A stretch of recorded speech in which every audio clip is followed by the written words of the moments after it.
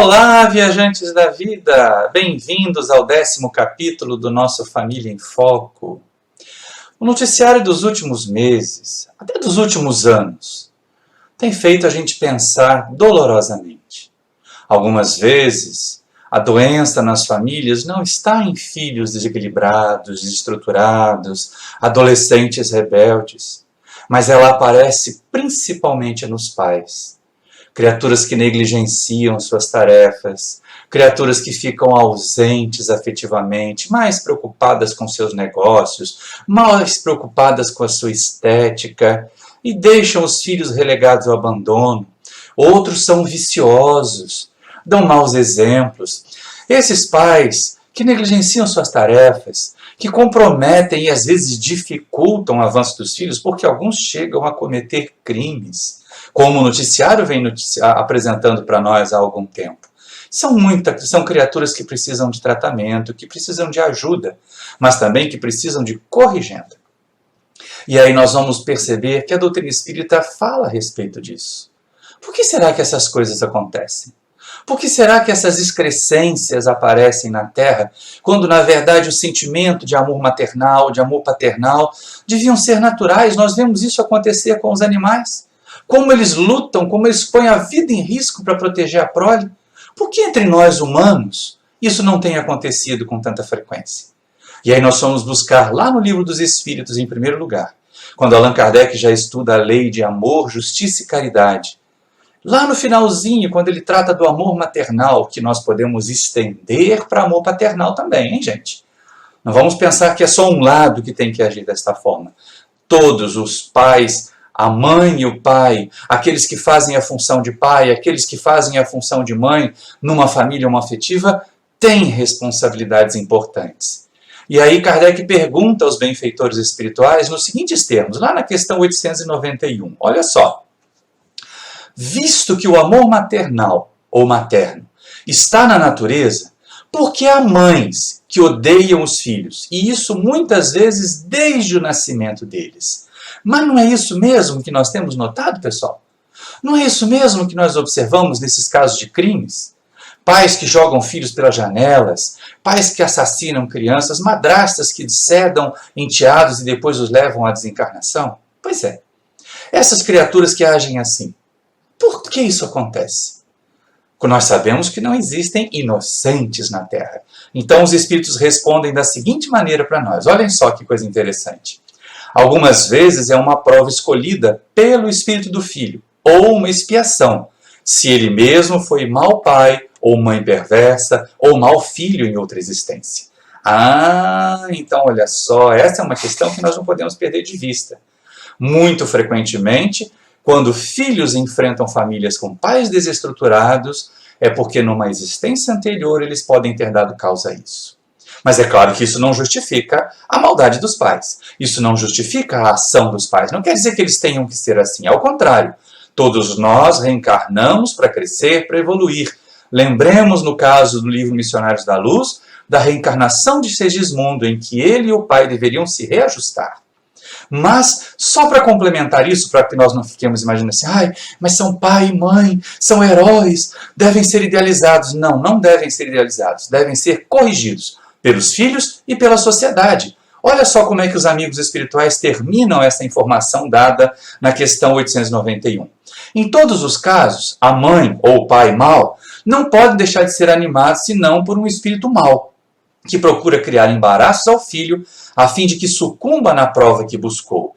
E aí nós percebemos o seguinte, os filhos devem, nesse instante, diante de uma prova dolorosa como essa, refletir. Se eu estou merecendo esse tipo de ação, de tratamento, eu posso superar, porque nós tendemos também a usar, meu pai e minha mãe não me amavam, então também não tenho que amar a ninguém. Nós tendemos a reproduzir o mau tratamento recebido, quando na verdade deveríamos quebrar esse ciclo vicioso de maldades. E aí nós vamos aproveitar tantas informações úteis que a doutrina nos traz e recorrer à ajuda da nossa irmã Darcy. Darcy, quando os filhos estão sujeitos a essas famílias conflituosas a partir de pais desequilibrados, maldosos, viciosos, ausentes, como eles podem superar essa prova? O que a doutrina pode ajudar para que eles superem esta prova e principalmente a não reproduzir as dificuldades e os vícios, os erros dos seus pais? E outras coisas, outra questão importante. Será que filhos que percebem que seus pais são espíritos inferiores podem ajudá-los? Converse conosco um pouco, nós estamos ansiosos por lhe ouvir, por receber a sua palavra gentil e amorosa, minha querida amiga. Olá, Maurício, amigos queridos que acompanham esta série. A gente está mandando assim um abraço muito apertado para todos vocês, né? E vendo esta pergunta que foi colocada, né? O que a doutrina espírita pode fazer para ajudar, não é? Quando existem pais maldosos e pais conflituados. A doutrina espírita pode ajudar muito, não é? Porque ela vai me dizer que todos nós somos espíritos em trânsito pela Terra e que, não é? Como nos diz Emmanuel numa mensagem intitulada Testemunho Doméstico, Emmanuel diz o seguinte, né? Está no livro Palavras de Vida Eterna. Ele diz assim, né? Que entre os nossos domésticos estão particularmente os laços de existências passadas, muitos deles reclamando reajuste e limpeza. Então eu fiquei aqui pensando nessa questão desse reajuste, dessa limpeza, e quando o Maurício estava conversando conosco, né, a respeito dos que odeiam seus filhos, né, nós ficamos então refletindo a respeito disso e também no nosso Evangelho, no capítulo 14, ele tem duas mensagens importantíssimas, uma que vai falando a respeito da parentela, né? A parentela corporal e a parentela espiritual, em que o Allan Kardec, né, vem interpretando para nós, né, vem conversando conosco a respeito deste assunto, né, e que ele diz que os laços de sangue não criam forçosamente os liames entre os espíritos. E ele vai discorrendo para nós, não é, dizendo que realmente na nossa família nós temos espíritos simpáticos e temos espíritos que não são tão simpáticos. Isso denota para nós, não é, uma carga, vamos assim dizer, espiritual pesada, porque a gente está lidando ali com estes amigos que não são tão amigos, não é? Que são os inimigos. Então, como é que a doutrina pode ajudar? A doutrina pode ajudar fazendo com que a gente entenda este panorama. Digamos assim, é como se você fizesse um mapa, não é, da sua família, e ali você vai identificando aqueles que são mais afins e aqueles que estão mais distantes. E agora, com esse olhar, o que nós vamos fazer? Nós vamos fazer uma aproximação. Se essa aproximação física ela não se der, nós temos alguns caminhos para ajudar, que é justamente essa conversa com o espírito que a gente vai ter com esse irmão, com essa irmã, com essa mãe. E quando o Maurício fala assim, por exemplo, às vezes existem as mães que não querem ver os seus filhos, afinal de contas, o que elas observam ali, ou quem elas alcançam naquele serzinho que está nascendo, naquele filho, é um inimigo do passado. Se eu não sei da doutrina espírita, eu vou manter esta situação de distância. Eu não quero ver, eu vou entregar, eu vou me afastar, eu vou para outra cidade. E quando nós estamos estudando à luz da doutrina espírita, nós vamos ver que nós não estamos juntos por acaso, não é? E todos nós temos uma situação dessas, não é? E aí a gente A gente começa, né, a fazer todo um trabalho, e é justamente o que o Evangelho nos orienta, né? Que ele diz assim, acolhei-os. Então, esta palavra é uma palavra assim, que tem um significado muito grande de você acolher. Na certa, alguém está dizendo, mas Darcy, é tão difícil a gente lidar com essas pessoas que a gente percebe que são nossos inimigos. Graças a Deus, a doutrina espírita nos orienta com relação a essa questão e a gente sabe o porquê. Quando eu digo que a gente sabe o porquê, não é? Eu não estou me referindo àquela questão, não. Eu vou fazer todo um trabalho de regressão de memória para saber o que aconteceu. Não faça isso, porque a gente vai descobrir algumas coisas muito desagradáveis. Mas quando nós percebemos essas situações mais complexas, nós vamos então orar, vamos pedir ajuda aos nossos anjos guardiães, no sentido de que a gente possa se aproximar desses irmãos, porque nós estamos juntos nesse instante para isso. E aí se pergunta, e o filho que percebe, não é, que o pai é uma pessoa não muito ajustada? É orar por ele. É orar por ele sabendo, né, que você tem uma participação em tudo isso. O que a gente vai fazer então? Colocar o nome na reunião de irradiação da nossa casa espírita, né? Levar para nossa casa a água fluidificada, que aí todos utilizam, né? Orar para que haja esta aproximação, orar pelo anjo da guarda, esse anjo da guarda, esse espírito tão querido. Então nós vamos orar por ele, pedir a ele ajuda, e a gente então vai entendendo esses irmãos do caminho como estes espíritos que a gente vai conquistar. Se eu tenho no meu grupo um espírito, alguém que eu percebo tem uma natureza mais instintiva, eu vou orar por ele, eu vou pedir por ele, eu vou fazer todo o meu esforço no sentido de ajudar essa alma, porque eu vislumbro nela um ser espiritual que está crescendo, mas que nesse instante ainda traz todas essas dificuldades, não é? Então, Deus permite que a gente esteja junto com estes amigos, como diz o nosso Evangelho, né? A bem do nosso progresso. Darcy, muito obrigado, minha amiga. Sua palavra sempre oportuna, sua palavra sempre precisa tocar os nossos corações.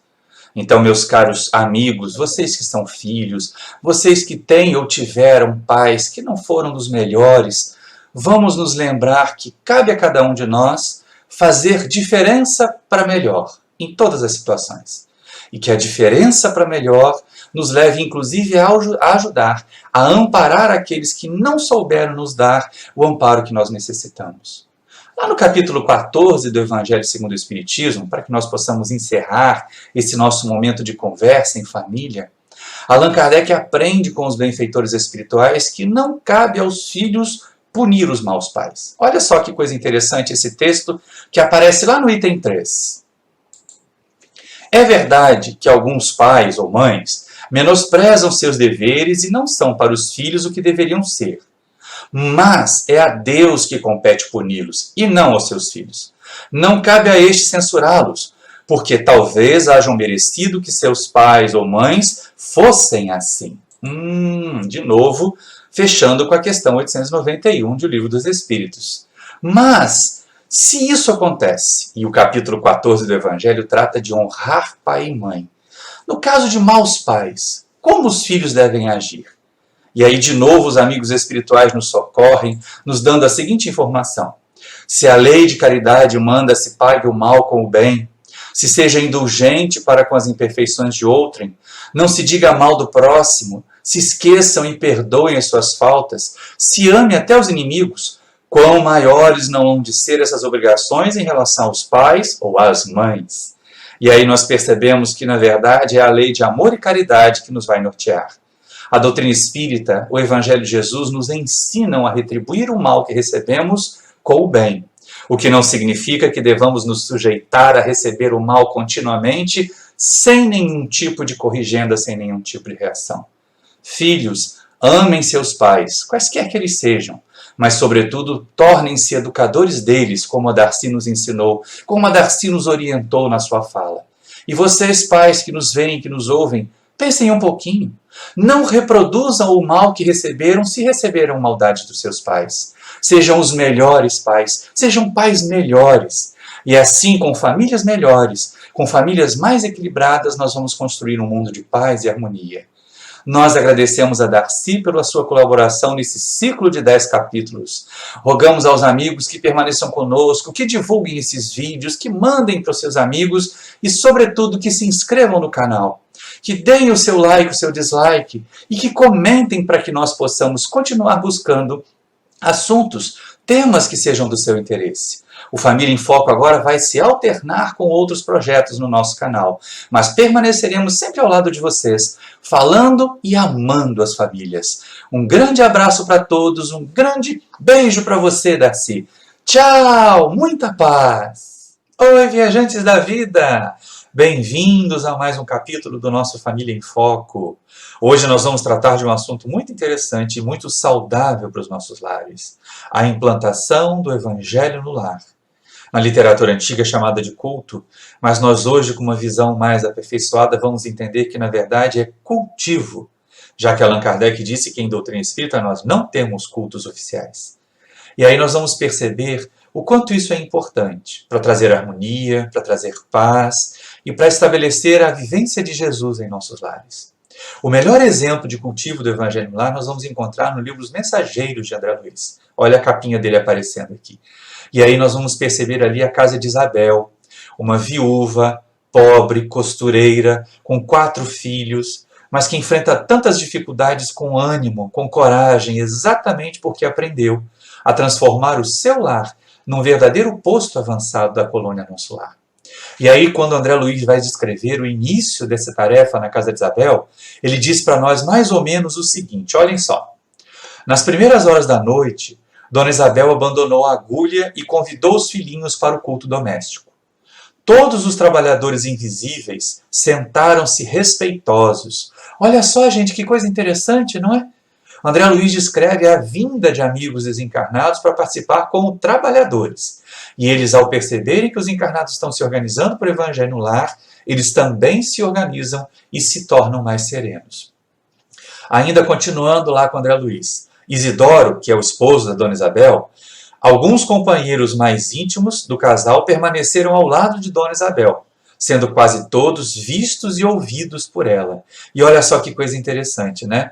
Esse público todo do mundo espiritual que compartilha conosco esse momento, que traz para nós boas vibrações, pode ser percebido quando nós temos médiuns presentes. O que nós vamos ver mais adiante não significa transformar a nossa reunião do Evangelho no Lar num culto, uma reunião mediúnica, tudo bem? Mas olha só, vamos perceber quanto que a presença desses amigos enriquece. André Luiz diz o seguinte: tão logo começou aquele serviço espiritual da família e as luzes ambientes se tornaram mais intensas. Não falamos aqui das luzes do mundo físico, hein, gente? Nós estamos falando das irradiações positivas, das vibrações amorosas que os benfeitores espirituais trazem. Estas se tornam mais intensas. Daí a importância de nós estabelecermos o cultivo do Evangelho no lar nas nossas casas. E aí nós vamos recorrer à nossa irmã Darcy para nos esclarecer em 2 pontos. Muitos novatos, muitos dos que chegam à casa espírita no primeiro momento, ouvem falar do Evangelho no lar, mas não sabem como fazer. E aí nós lhe pedimos, Darcy, explique para esses irmãos, explique para os companheiros que nos assistem no canal, como é que a gente estabelece o Evangelho no lar na nossa casa? É uma reunião formal? É uma reunião singela? Ou é aquela reunião aleatória que pode acontecer em qualquer dia, com qualquer público, em qualquer horário? Diga para nós aí. E uma outra dúvida que assola muitos pais, principalmente os pais que nos procuram lá no Centro Espírita Paulo de Tarso. Quando nós temos crianças muito pequeninas e elas são agitadinhas, como conciliar a presença delas e o evangelho no lar? Será razoável esperar que elas vão dormir e fazer só os adultos? Mas isso não criaria um distanciamento entre os filhos e essa prática do evangelho? Como conciliar as crianças pequenas na prática do evangelho no lar? Converse conosco, minha amiga. Nós lhe aguardamos e aguardamos com carinho a sua palavra generosa. Olá, amigos. Muita paz. Olá, Maurício, querido. Muito obrigada por essa oportunidade. Nós estamos aqui conversando a respeito do culto do evangelho, né? E aí, eu vou deixar com vocês a amostra, né, de um documento que foi desenvolvido pela Federação Espírita Brasileira, que vem falando a respeito justamente de como fazer este evangelho no lar. Então, veja bem, escolha um dos dias da semana ou um período de 20 minutos, de manhã, de tarde, de noite, em que a maior parte das pessoas da família esteja em casa. Agora, fazendo parênteses, se por acaso você é a única pessoa espírita interessada nesse instante, então escolha aquele momento. E aí, você veja um espaço na sua casa, pegue o evangelho, pegue a sua garrafa para água fluidificada, porque a gente sabe que os espíritos vão fluidificar a água enquanto estiver acontecendo o culto, né? E aí você começa. Então você vai ler uma página do Evangelho, você vai comentar a página do Evangelho e vai fazer uma prece, agradecendo aos amigos aquele momento tão importante que é do encontro de Jesus. A Joana de Ângeles, no livro Mestre de Amor, ela vem falando, dedica uma das noites da semana para que Jesus vá ao seu encontro. Então a gente, hoje em dia, com a vida um pouquinho atribulada que a gente tem, a gente sabe que pode ser uma noite, uma tarde, uma manhã. E aí então você se reúne com seus amigos, com seus familiares, para fazer então o culto do Evangelho. Aqui neste livro, ou nesse folheto, né, a gente tem assim uma orientação básica para aquela pessoa que não sabe como fazer. Então ele diz assim, início da reunião, uma prece simples e espontânea. Depois, a leitura do Evangelho, né? Um item para que esse item possa ser interpretado, desdobrado. Depois, alguns comentários, vamos fazer uma vibração pela humanidade, né? Vamos pedir aos amigos espirituais que envolvam todas as pessoas que estão sofrendo nos hospitais, nas casas de saúde, aquelas que estão em guerra, e aí a gente termina o culto. Agora, há uma outra pergunta, e as crianças? O que a gente tem sugerido é que haja 2 momentos do culto do Evangelho no lar. Um, com as crianças, elas sozinhas. Então, digamos, você vai se sentar, ou sentar no chão, ou naquela mesa com as crianças, e você vai, então, fazer com elas este culto. E como é que vai ser isto, né? Existem vários livros, a literatura infantil hoje está muito rica e ela vem então trazendo aquelas informações, aquelas ideias que facilitam a evangelização. Nós podemos dizer que é o evangelho gota a gota que vai sendo levado para aquelas crianças no dia a dia. Então você pode incumbir uma de ler, a outra de, por exemplo, dramatizar aquela história, né? Tem uma amiga que ela faz assim, ela vai lendo e as crianças vão fazendo os gestos, né? Eles têm uma música, e aí existe um repertório muito grande de músicas infantis, e com isto, em meia hora, você está conversando com as suas crianças a respeito de Jesus. Num outro momento, você faz o culto para os adultos. Mas você permita esse momento com as crianças, que é um momento muito rico em que Jesus está ali presente naquele encontro com as crianças e vai estar, logicamente, presente no encontro com os adultos. E é importante porque, como o Maurício mesmo estava falando, não é? E esta citação, essa referência ao livro Os Mensageiros, né? Nós sabemos que nesse instante a nossa casa é visitada pelos nossos anjos guardiães. E olha, não há maior segurança em nossa vida do que a gente poder receber na nossa casa esses amigos, esses anjos guardiães. Então, eu vou colocar aqui algumas sugestões de livros, né, que você pode utilizar no culto com as crianças e que vai fazer muito bem à alma. E você vai observar com o tempo a transformação das crianças. Porque quando a gente está falando em evangelho, né, o cultivo, não é, do evangelho, nós estamos falando em adquirir práticas na relação com os nossos filhos, com o nosso marido, conosco mesmo, no sentido de receber Jesus na nossa alma, fazendo com que ele reorganize, com que ele tranquilize as nossas emoções. E quando nós fazemos o evangelho desde cedo, nós estamos preparando as nossas crianças para a vida de adulto. Quando nós estamos observando algumas questões relacionadas à juventude, a gente pergunta: e os hábitos de orar, de estar com Jesus desde cedo, eles foram cultivados? Então, a nível da preservação espiritual, não só nossa, mas como da nossa família, vamos aproveitar o Evangelho, vamos aproveitar estes instantes, olha, meia hora durante a semana, e você vai verificar o grande efeito. Então, vamos fazer o Evangelho no lar, o Evangelho no coração, protegendo-nos e protegendo a nossa casa. Obrigado, Darcy. Ficamos felizes com a sua contribuição e agora eu espero que mais pessoas se sintam estimuladas a estabelecer o seu evangelho no lar em casa, o seu cultivo da mensagem de Jesus em seus lares.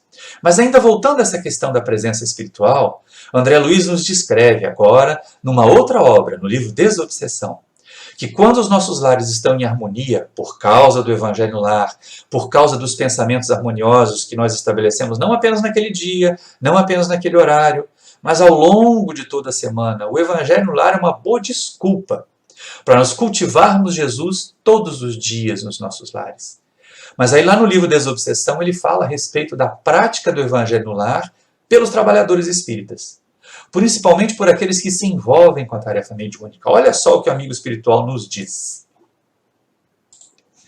Além dos companheiros desencarnados que estacionam no lar ou nas adjacências deles, há outros irmãos já desenfaixados da veste física que recolhem amparo e ensinamento, consolação e alívio na conversação espírita e na prece em casa.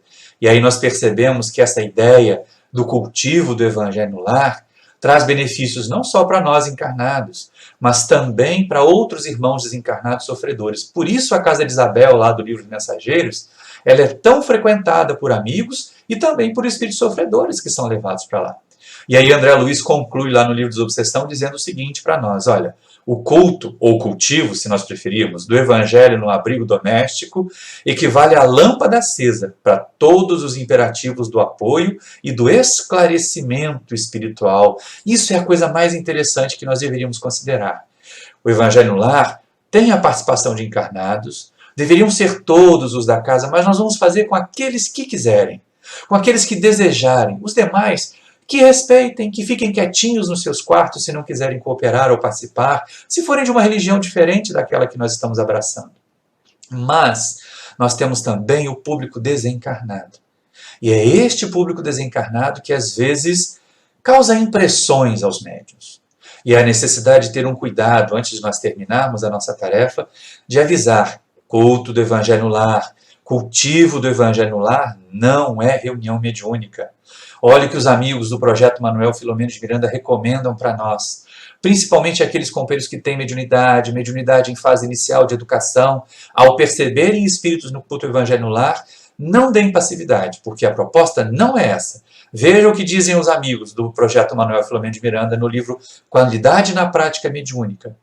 O fundamento do Evangelho no Lar é criar um psiquismo saudável para a família e não o psiquismo dos seres enfermiços. Isso quando o médium pressente a aproximação de espíritos enfermos, de espíritos sofredores. Os espíritos doentes vêm e participam para aprender e curar-se, não para se comunicar. E essa é uma questão importante, não é? Ah, mas eu estou sentindo aqui o irmãozinho sofredor. Não é necessário. Os benfeitores espirituais também estão ali. E se for um guia? E se for um benfeitor espiritual que queira dar uma mensagem? Será que isso acontece? Será que isso deveria acontecer?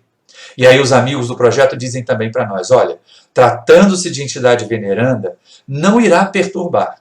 Saberá esperar o término do Evangelho para, uma ou outra vez, oferecer a sua contribuição. Opa, olha só, gente, uma ou outra vez. A gente já percebe aqui que os amigos dizem que essa ideia de comunicação de guia para o Evangelho no Lar não é uma coisa frequente. Não deve ser. Não é esta a proposta.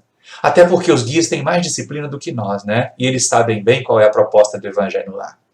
Mas aí eles continuam a dizer o seguinte, mas repetimos, não habitualmente, para que não se transforme uma reunião particular, familiar, em reunião de caráter mediúnico. E é exatamente aí que nós vamos entender. A proposta do Evangelho no Lar é trazer a mensagem de Jesus, é convidar Jesus para estar conosco. Aqueles 15, 20 minutos, uma vez por semana, com hora certinha, ou algumas vezes na semana também com hora certinha. Procurar fazer uma leitura ao iniciar o dia, ao terminar o nosso dia também ajuda a cultivar o Evangelho em nossos lares. E aí, chegando ao termo da nossa tarefa de hoje, do nosso vídeo, nós agradecemos a Darcy pela sua colaboração e agradecemos a você pela sua atenção. E contribua conosco aí. Diga se você já faz Evangelho no Lar, como é que é o seu Evangelho? Se você gostaria de fazer, tem alguma dúvida ainda? Fale conosco, deixe seu comentário. E aproveitamos para lhe pedir também que se inscreva no nosso canal, que divulgue esse vídeo e peça às outras pessoas para se inscreverem também. E se você gostou, deixe o seu joinha, deixe o seu like. Se não gostou, faça observações e deixe o seu dislike. Nós vamos procurar entender e sempre melhorar. Muito obrigado, tchau, muita paz para vocês. Oi, viajantes da vida! Estamos de volta com Família em Foco no ar, desta vez com um tema proposto pela nossa irmã Darcy, a observarmos, principalmente no atendimento fraterno nas nossas casas, que o tema Trending Topics, né, diríamos assim, aquele mais presente nos atendimentos são as reclamações em relação a famílias adoecidas, a problemas com pais, problemas com filhos. Então a Darcy nos propôs o tema Terapêuticas Espíritas para a Família. Quais são as propostas que a doutrina espírita tem para essas nossas famílias que enfrentam conflitos, que estão atravessando problemas? E aí nós vamos já começar com a fala da Darcy. Darcy, comente para nós aí. Dentro do Espiritismo, dentro das prescrições da doutrina espírita, o que um centro espírita pode oferecer para famílias em conflitos? Que tipo de terapêuticas para filhos, para os pais, para o conjunto da família? E outra coisa tão importante quanto, porque às vezes as pessoas querem transferir responsabilidades. Nós sabemos que a proposta da doutrina espírita não é salvacionista. Então, como inserir os membros da família, como inserir os companheiros que estão em conflito na própria terapia, para que eles se ajudem? Essa é a grande questão. O Espiritismo oferece as ferramentas e as pessoas precisam usar essas ferramentas para construir o seu bem-estar. Comente para nós aí, minha amiga, por favor. Olá, amigos, muita paz nos nossos corações. Nós estamos aqui hoje conversando sobre esse assunto tão importante, né, que o Maurício está encaminhando assim para a gente, né, que é justamente a questão da terapêutica espírita para a família. Quando se fala a respeito de famílias doentes, famílias em conflito, né? E a gente fica pensando assim, né? Essa questão envolvendo família, porque família, né? É importante que a gente considere, quando a gente está falando de famílias doentes, que a gente considere o seguinte: todos nós somos espíritos doentes. Santo Agostinho, lá no Evangelho, no capítulo 3, que fala das muitas moradas na casa de meu pai, no item 15, ele vem falando, né, que a Terra é um dos muitos mundos de provas e expiações destinados a espíritos rebeldes à lei de Deus. Então, isso quer dizer que todos nós, na condição de rebeldes, somos espíritos imperfeitos e somos doentes. Trazemos, não é, no nosso psiquismo, na nossa bagagem espiritual, não é, esta doença que é realmente a imperfeição moral. Bom, e aí, quando nós estamos falando em imperfeição moral, né, nós estamos ligando a essas questões de família. Como é formada a nossa família? A nossa família é formada de espíritos também nesta mesma condição espiritual. Desta forma, as nossas famílias têm realmente esta questão. E aí se pergunta, né, como é que a gente vai resolver, como é que a gente vai entender isso, né? Primeiro, a gente vai anotar que a doutrina espírita nos traz recursos assim belíssimos para que a gente se ajuste e que a gente ajude a nossa família. Esse entendimento que nós somos espíritos em trânsito, que nós já estamos aqui algumas vezes, que nós não somos espíritos perfeitos, né? Isso já nos dá um referencial. Então, a nossa família é formada de espíritos afins e espíritos adversários. E esses adversários nós conquistamos aonde? Nas nossas vidas passadas. Como é que a gente vai resolver isso hoje? Compreendendo, não é? Servindo, amando e orando. Então, nós vamos adotar como prática a oração pela nossa família. E a oração às 18 horas, não é 18 horas, que é a hora que comumente na nossa sociedade fala a respeito da hora da Ave Maria. Mas é que nós também vamos saber que a falange das Legionárias de Maria, ela é poderosíssima, como ela ajuda, como ela ampara. Então, nessa hora, nós vamos pedir pela nossa família. A nossa casa espírita, não é, vai também nos ajudar muito, porque vai abrir campo para esse entendimento do que é a família pelos laços consanguíneos e pelos laços espirituais. E vai nos propor um tratamento. É o tratamento do passe, é o tratamento da água fluidificada, é o tratamento da orientação espiritual.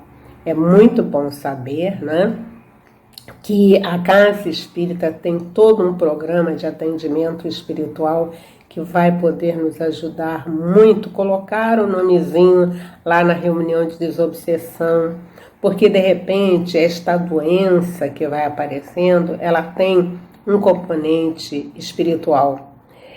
Se não for da nossa própria, digamos, da nossa própria situação espiritual, ela vai sendo atraída por outros amigos. Você sabe aquela questão do eclipse no ímã? Essa imagem é muito interessante para que a gente veja quem se aproxima de nós. Nessa hora, o atendimento espiritual nos ajuda muito. Então, se você percebe que a sua família tem essas dificuldades, não se desespere. A gente não resolve isso de uma hora para outra, mas na medida que nós vamos pedindo, a gente vai orando, a Casa Espírita nos orienta para a gente implantar o culto do Evangelho no lar. Nós colocamos o nome do nosso amigo, da nossa amiga, na reunião de desobsessão. Nós oramos, não é? Durante a noite, enquanto o amigo ou amiga estiver dormindo, né? O pai ou a mãe, ou os filhos, de repente os nossos filhos que pegam algumas companhias que não são muito agradáveis, né? Então, nessa hora, nós vamos orar.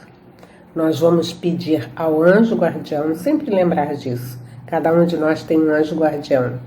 Então, nós vamos pedir ao anjo guardião essa ajuda, esse amparo, e vamos, nesta conversa que a gente vai ter durante o instante em que o amigo está dormindo, né? Nós vamos dizer que nós estamos juntos para uma construção espiritual. A gente não quer saber quem de nós foi aquele que teve maior problema, maior dificuldade, mas a gente quer saber se hoje nós estamos juntos, é para que a gente aprenda, né? E esta conversa vai terminar sempre com esta palavra: eu te amo. Desta forma, a gente acha que as situações de doença na família, elas vão se diluindo, elas vão diminuindo, porque nós aprendemos a olhar de uma forma diferente.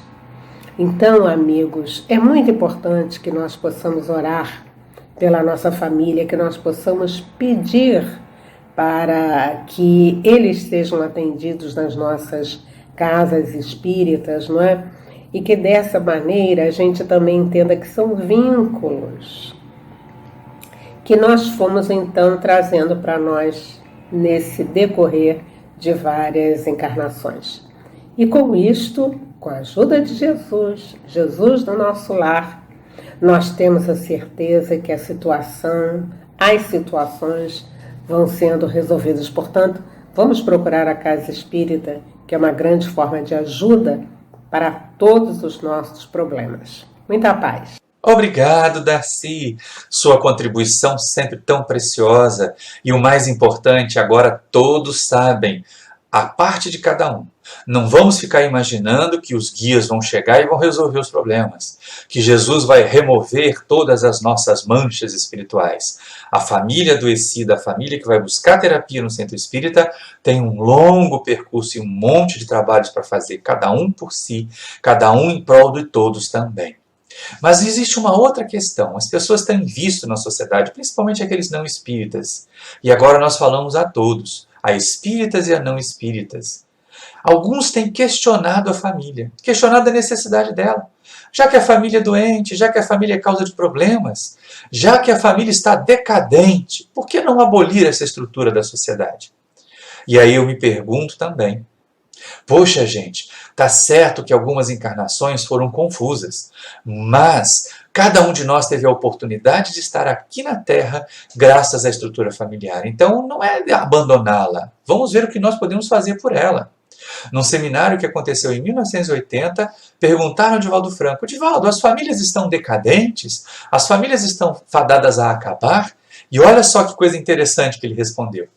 O que a família experimenta nesse momento é o abalo das estruturas hipócritas, assim como a decadência da mentalidade vitoriana, na qual os pais, ao invés de amigos dos filhos, eram ditadores. E aí a gente percebe, né, gente, essa história de os antigos donos de família, as pessoas tinham muito respeito baseado no temor, mas não o respeito baseado no amor.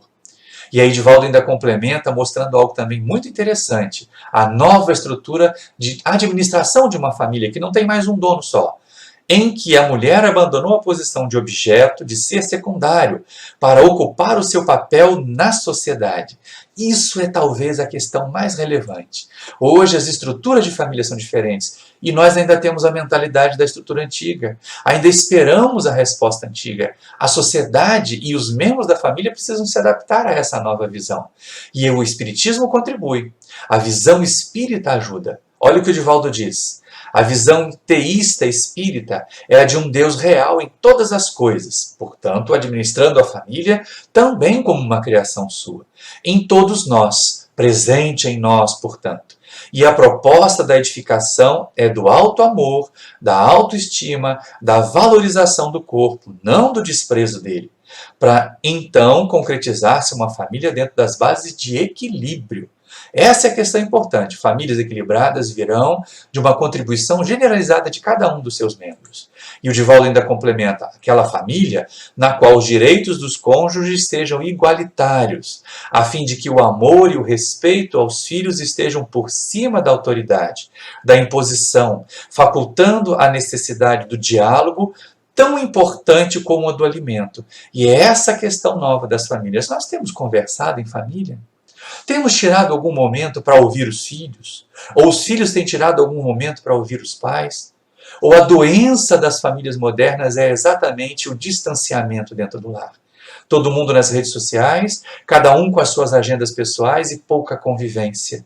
E quando chega o momento de crise, como a gente não convive, não sabe resolver. Divaldo faz um alerta final para que nós contribuamos para as nossas famílias serem melhores. Olha só. A família não está em decadência. Os velhos padrões que caracterizavam uma família imposta, patriarcal, ancestral, machista, herança judaico-cristã, esses sim estão sendo contestados. Porque nascerá uma outra família, dentro de uma nova visão psicológica, sociológica e espírita.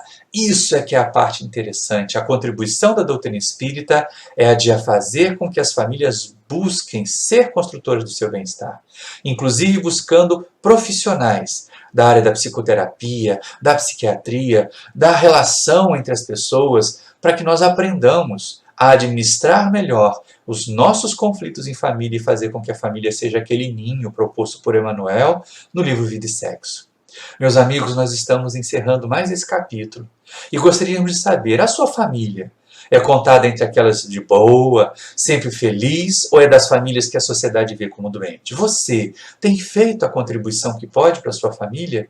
Se você é espírita, tem levado o conhecimento, tem levado a paciência e o discernimento espíritas para o trato com os seus membros familiares? Tem entendido essa família e principalmente compreendido a sua parte? Deixe um comentário lá embaixo. Fale para nós da sua experiência em família.